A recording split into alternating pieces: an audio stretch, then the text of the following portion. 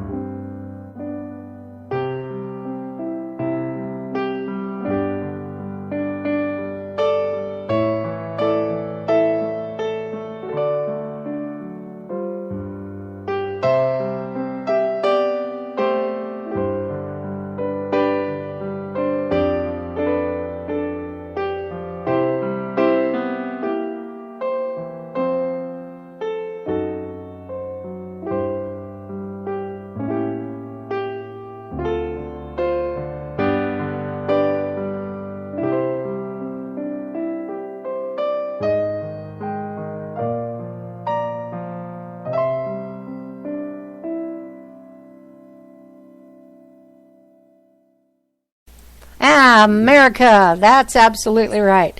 Let's tell you about when our programs are. You'll want to know this.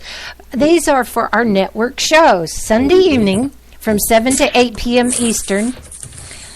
Join John, George, and Mark for Patriots on Wheels. Then on Monday evening, you can join Glow and Adrienne, the Sisters for Freedom. You okay, Roland? Yes. Okay, 7 to 9 p.m. on Eastern. That's Monday evening with Glow and Adrienne, the Sisters for Freedom. And then Tuesday evenings, join Liberty to Go with Don and Brandon, 7 to 9 p.m. Eastern. Wednesday nights, you get to enjoy, from 7 to 9 p.m. Eastern, you get to enjoy John Matthews with the Conservative Syndicate. And we are Right Opinions. You can hear us every Thursday afternoon from 2 to 4 right here on Spreaker, and that's Eastern time. All right, welcome back with Roland, Mary, Mona, Teresa, and I'm Marcia. So we're going to talk about We Hear You, and this week has been a week of religious freedom under attack. And I tell you what, if people don't start paying attention to the freedoms we're losing, they're closing businesses because they don't like Christians, and they're trying to pick any kind of fight they can to destroy businesses across this country. And so, Teresa, I'm going to let you go first with what you hear about religious freedom this week. You there, Teresa? Bet she's got her mic muted like we all do. Sorry about that. Yeah, there she is. Yeah. I live in Indiana, so I've been hearing quite a bit about religious freedom the last couple of weeks. I'm sure everybody knows that Governor Pence signed the religious freedom law and has been catching heat for it ever since. And the media is portraying it as something, that it is not. I mean, they think that they want to protect, the rights and liberties of everyone else, homosexual people, Muslims, Islam. But when it comes to our Christian beliefs, we are supposed to just forget it. That Memories Pizza in Walkerton, Indiana, he has temporarily closed down because he made the statement that, he wouldn't cater gay weddings. I don't know why you'd have a pizza at a gay wedding or any wedding, but he made that statement, and immediately he got bombarded, he got threatened, and he had to temporarily close. And, everyone is portraying the bill as to allow discrimination, and it doesn't say that at all. Anyone should be able to. We wouldn't want a Jewish person, we wouldn't force them to make swastikas. How offensive would that be to them? And so I don't see why people are getting so upset when I believe if a Christian and the bakery or any restaurant is a good example. If they don't do that, they shouldn't be forced to. The guy at the pizza place didn't say he would deny service to to gays. He just said, we don't cater the wedding. So I guess I don't see how that is. They can call it discrimination. And then Senator Pence or Governor Pence has caught so much flack today that Indiana, they're going to amend the bill, and it is supposed to come out sometime today. And it's not even just there. They're attacking us Christians all over the world. Look at poor Pastor Saeed is still being held, and the same with Amir Hekmati. He was a Vietnam Marine. He's still being held in Iran in prison for his beliefs. And we're being attacked on so many fronts, and nobody's portraying it correctly. No, they're not. I'm really afraid for Indiana. We have been a solid conservative state for many, many years, with the exception of Obama's first campaign. He did take Indiana, but they wised up and he didn't get it a second time. But I'm concerned for my state. The liberal machine is really at work here. You're seeing nothing but negative, anti-Pence, anti-Republican, anti-religious freedom bill. Even in my local newspaper, I have decided they are owned by a liberal. You can tell just from all the stories they print. Always the negative, always slamming him. And our senator has announced he is not going to seek re-election. I'm really concerned for my state. I hope that people start paying attention and voice their support. Most people agree, I think, that people shouldn't be forced to do something that they don't believe, or make it seem to appear they're taking part in it. They shouldn't have to violate their beliefs to please someone else. That's in theory, but the liberal left doesn't care what we think. They only care what they think. What our opinions amount to is immaterial to them. Yeah, you're right. They don't. They think because we want to have our religious freedom, they call us names. Racist, bigots, discriminators. Right. We're not supposed to have an opinion about anything. And you know that, I mean, look, there is a federal religious freedom bill. They're okay with that. 20 other states have a religious freedom law. But Indiana is all of a sudden just being portrayed as the one and only, and they're being attacked viciously for it. Yes, and Arkansas is right behind. Wrong. Well, do you remember they used to have signs in restaurants and every place else that says the management has the right to deny service to anyone? Right. Whatever happened to those? I mean, it's okay to have a belief.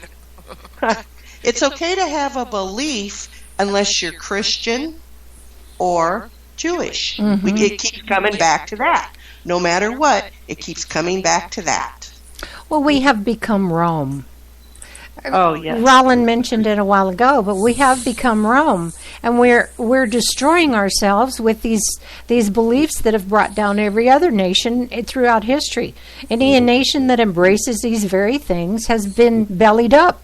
And when you talk about gay rights, well, any nation that has endorsed those has gone belly up. Any nation that has endorsed this type of liberal ideology has gone belly up. And so you just look at history and see where we're going because we're allowing it. People aren't saying anything because they're fearful of the backlash. And yeah, the backlash is going to come. Trust me, I know. I've been on the receiving end of it myself. But you have to stand up and say what you believe, even if they're going to come at you. And I can tell you firsthand that when they come at you and they're knocking on your door and trying to take pictures of your house so that they can give your address on the TV, and they can show pictures of your car and your driver and your license on the back of your car, and they're beating on your door demanding an interview and you don't answer them, and they keep harassing you on the phone, I can tell you firsthand that you sit there in the house with a gun at your side, because that's exactly what I did. That's what it's coming down to. They're going to come to our houses before we know it, and they're going to start demanding, what do you believe, and who do you know, and what do you believe, and they're going to try and take your guns away from you right then, or they're going to try and take your Bibles away, or they're going to tell you can't have Bible studies in your home, which they're already doing. These are religious freedoms. These are freedoms that we have guaranteed by the Constitution and the Bill of Rights. And people have not paid attention to letting them slowly slip away. And then one day they're going to wake up and go, oh my gosh, and it's too late. Roland, what about you in this religious freedom issue? Well, I think we can blame